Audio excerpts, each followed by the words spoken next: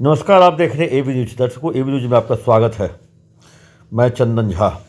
देर रात या मध्य रात्रि को पटना पुलिस की नींद खुलती है और अचानक से निर्णय लेना शुरू करती है।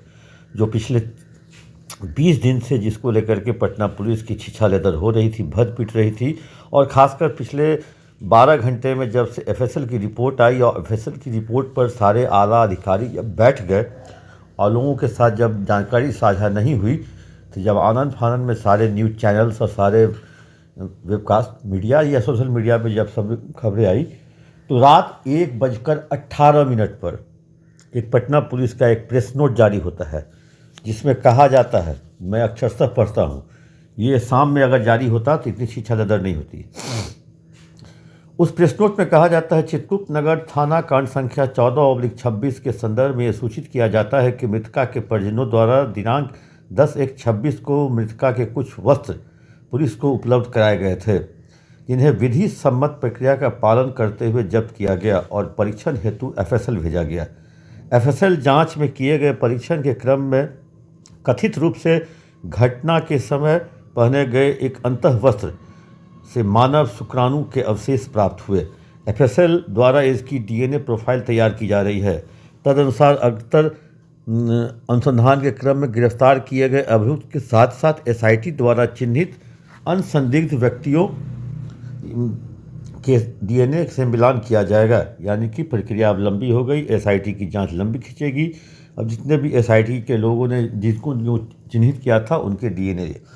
उसके बाद रात 1:42 पर एक और प्रेस नोट पटना पुलिस के द्वारा जारी किया जाता है, जिसमें लिखा जाता है कि चित्रगुप्त नगर थाना कांड संख्या 14/26 की समीक्षा के दौरान अपर थाना अध्यक्ष कदम कुंवर और अवर निरीक्षक हेमंत झा एवं थाना अध्यक्ष चित्रगुप्त नगर अवर निरीक्षक रोशनी कुमारी को आसूचना संकलन एवं ससमय कार्रवाई करने में परिलक्षित हुई विफलता के आरोप में तत्काल प्रभाव से निलंबित किया गया है। इस संबंध में सोशल मीडिया के द्वारा जारी की गई प्रेस विज्ञप्ति। अब ये दोनों कार्रवाई, एक तो एफएसएल की रिपोर्ट कल आई थी और एफएसएल की रिपोर्ट लगभग ये रिपोर्ट आई है शाम से पहले, मतलब 5 से 6 के बीच में, क्योंकि 5 से 6 के बीच में ही सारे अधिकारियों के नंबर साइलेंट मोड में चले गए। किसी ने भी किसी का फ़ोन नहीं उठाया, कोई भी इस पर बात करने को तैयार नहीं था। आखिर एफएसएल रिपोर्ट में आई क्या? और उसके बाद ये रात में 1:18 और 1:42 पर पटना पुलिस की नींद खुली और आनंद फानंद में 2 प्रेस नोट जारी करके ये लिखा। आखिर बात इतनी दूर तक गई क्यों? क्योंकि इसकी सबसे बड़ी समीक्षा करने की है। जिस दिन 10 तारीख को वो प्रभात मेमोरियल अस्पताल में थी, 10 तारीख तक वहाँ पे कोमा में थी, और कोमा में थी, उसके बाद 11 तारीख को मेदांता जाती है और मेदांता में मौत होती है, और 12 को पोस्टमार्टम रिपोर्ट होता है, 12 को ही हंगामा होता है, और उसके बाद हंगामा लगातार जारी रहता है। 16 को एसआईटी का गठन होता है, 17 से एसआईटी अपना काम शुरू करती है। एसआईटी पटना में कम, जहानाबाद में ज़्यादा काम करती है, क्योंकि पटना में एसआईटी को पूरी तरह से यकीन हो गया था जो इस लड़की के साथ कुछ गलत नहीं हुआ है। आज भी एसआईटी के लोग यही कहते हैं, लेकिन आखिर गलत हुआ कहाँ? क्योंकि अब पहले पोस्टमार्टम रिपोर्ट पुलिस के खिलाफ, मतलब कहें जो बलात्कार की घटना से इनकार नहीं किया जा सकता, इस तरह की रिपोर्ट पीएम में, पोस्टमार्टम में। उसके बाद एफएसएल रिपोर्ट में शुक्राणु का पाया जाना। अब इसके बावजूद भी अगर एसआईटी की दवा थ्योरी काम कर रही है, तो उस दवा थ्योरी की जांच भी होनी चाहिए, समीक्षा भी होनी चाहिए। जो आखिर कौन सी दवा थी वो जो खाई और वो बेहोश होकर अचेतावस्था में चली गई, क्योंकि वो वैसी दवा थी जो कहें जो उसको डिप्रेशन की दवा थी। वो उसके घर में पुलिस एसआईटी की माने तो उसके पिता भी खाया करते थे। 27 तारीख को जिस दिन वो पटना से जहानाबाद गई, तो उस दिन वो एक अरवल मोड़ पे एक दवा की दुकान है, वहाँ से उसने वो दवा खरीदी, और ऐसा एसआईटी का मानना है। जो लड़की ने पेमेंट किया अपने मोबाइल से क्यूआर कोड से। एसआईटी में पहले दिन एएसपी अभिनव कुमार भी थे, बाद में दूसरे तीसरे दिन उनका चेहरा नहीं दिखा, क्योंकि अभिनव कुमार ने ही सबसे पहला बयान पोस्टमार्टम रिपोर्ट आने से पहले ही दे दिया था, जो लड़की के साथ कोई जोर ज़बरदस्ती नहीं हुई। उसके आधार पे परिचय कुमार जो सिटी एसपी है, उसके आधार पे उन्होंने दे दिया बयान। और इन दोनों आईपीएस की बात सुनने के बाद पटना के सीनियर एसपी भी बयान दे बैठे प्रेस कॉन्फ्रेंस में। उसके बाद मामला बिगड़ता गया और पूरी तरह से एसआईटी के कंट्रोल में मामला आ गया। एसआईटी की जांच की थ्योरी दवा थ्योरी, रेप की थ्योरी थी ही नहीं।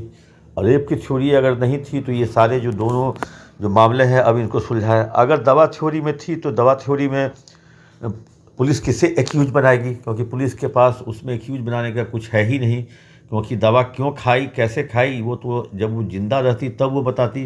पुलिस ने इसके लिए एक कॉपी ढूंढी, कॉपी का दावा है एसआईटी का, जो वो कॉपी जो है वो उस लड़की के द्वारा हस्तलिखित है और उसमें वो सारा अपना विवरण लिखती थी, जो पूरे ज़िंदगी की घटनाक्रम जो कहें, जो वो पढ़ाई में कैसी है, घर में उसके साथ क्या हो रहा है, हॉस्टल में क्या हो रहा है, खाना कैसा मिलता है हॉस्टल में, पापा कितना प्यार करते हैं, तरह तरह की जो दिनचर्या की जुड़ी हुई घटना उसमें डायरी में ये भी लिखा गया जो अब ज़िंदगी से तंग आ गई हूँ, ऐसा एसआईटी का मानना है। वो भाई उसके साथ मारपीट करता है, उसके बारे में भी डायरी में जिक्र है। तो इन सब को थ्योरी बना करके एसआईटी आगे बढ़ रही थी और एसआईटी लगभग जो एसआईटी अपने रिपोर्ट के अंतिम चरण में थी और दवा थ्योरी ही उसकी चल रही थी। लेकिन वो लोग वेट एंड वॉच की पॉलिसी में थे एफएसएल और एम्स की रिपोर्ट के आधार पर। एफएसएल की रिपोर्ट ने तो एसआईटी को झटका दे दिया। अब एम्स की रिपोर्ट इसी एफएसएल के आधार पर काम करेगी, तो एम्स से भी अब कोई कहें जो एक तरह से उस रिपोर्ट मतलब कोई ऐसी उम्मीद न रखे एसआईटी जो उसके पक्ष में या उसके पक्ष में रिपोर्ट दे सकती है। अब बात हो गई जो अब इन सब के बाद शिक्षा लेदर के बाद अब 2 फरवरी से बिहार विधानसभा का नया जो सत्र है वो शुरू होने वाला है। सत्र में ठीक है विपक्ष बहुत छोटा है, बहुत ही कमज़ोर है, लेकिन विपक्ष से ज़्यादा सत्ता पक्ष के लोग ही इसमें इन्वॉल्व हो गए हैं आंदोलन में। चाहे वो सवर्ण आयोग के अध्यक्ष हों, चाहे घोसी के विधायक हों, चाहे जेडीयू के पूर्व सांसद अरुण कुमार हों, पप्पू यादव हों, प्रशांत किशोर हों, सभी लोग आंदोलन को लेकर के चल रहे हैं। तो ऐसी स्थिति में सत्र में हंगामा होने के आसार को देखते हुए हो सकता है एम्स की रिपोर्ट आने के बाद बिहार विधानसभा सत्र शुरू होने से पहले सरकार इस मामले की जांच के लिए सीबीआई अनुशंसा कर सकती है, ऐसा आम लोगों का मानना है और हम लोगों का भी मानना है। लेकिन इस स्थिति में अगर ऐसी स्थिति आती है तो ये फिर एक बार किरकिरी बिहार पुलिस की होगी, जो काफ़ी साल पहले एक बार शिल्पी गौतम कांड में इसी तरह की किरकिरी हुई थी। काफ़ी पुलिसिया जांच और तफ्तीश के बाद अंत में सीबीआई को रेफ़र किया गया और सीबीआई ने उस मामले की जांच की, सालों तक जांच की और वही स्थिति इस बार इस हॉस्टल कांड में, शंभू हॉस्टल कांड में देखने को मिल रहा है। क्योंकि इस मामले में शंभू हॉस्टल कांड के मालिक भी जेल जा चुके हैं और इसमें अगर एफआईआर देखा जाए तो एफआईआर में 9 तारीख को फर्ज बयान लिया जाता है कदम कुआं थाने के अवर निरीक्षक हेमंत कुमार झा के द्वारा। 9 को ही लिया जाता है, लेकिन जिस तरह के जो फर्ज बयान लड़की के पिता ने दिया उस आधार पर अगर कार्रवाई होती तो शायद ये नौबत नहीं आती। क्योंकि फर्ज बयान को देखने से उसके बाद इसमें साफ तौर पर लिखा गया हत्या का प्रयास। एफआईआर में हत्या का प्रयास, यूडी केस भी नहीं है, यूडी मतलब अननेचुरल डेथ भी नहीं है, हत्या का प्रयास है एफआईआर में जिक्र। उसके बाद भी अगर आप हत्या का प्रयास का एफआईआर करने के बाद अगर आप उसको नहीं ढूंढ पाते हैं, उस हिसाब पे आप काम नहीं करते हैं, आप दवा थ्योरी में निकल जाते हैं। कहानियाँ बहुत निकली, हम एक दिन कहानी पर एक बार चर्चा करेंगे। लेकिन देर रात भी मध्य रात्रि को पटना पुलिस जागी, आखिरकार जागी तो सही। रोशनी पर कार्रवाई की बात 12 तारीख से चल रही है, 12 से होकर के 24 या 25 की मध्य रात्रि को कार्रवाई होती है। तो ये 13 से 14 दिन जो बीता वो पटना पुलिस के लिए एक अच्छी बात नहीं रही।